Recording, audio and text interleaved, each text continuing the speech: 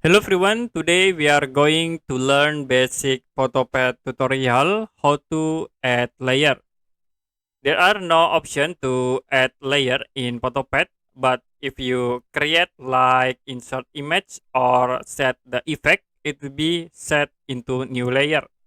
Like you can see in the right bar, we have the layer area. And in there I will insert the image. You can click insert button, go to image, and I will use this image and click add overlays. It will be create the new layer.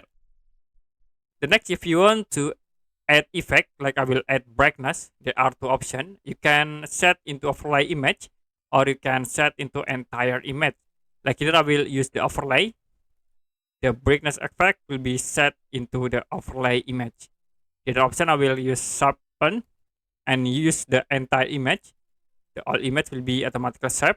But if you want to cancel in this overlay, you can move this layer sharpen to the top here.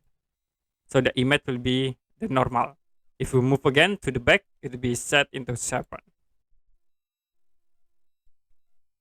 Okay, that's it for basic PhotoPad tutorial, how to add layer. If you have any question about tutorial, you can comment below this video.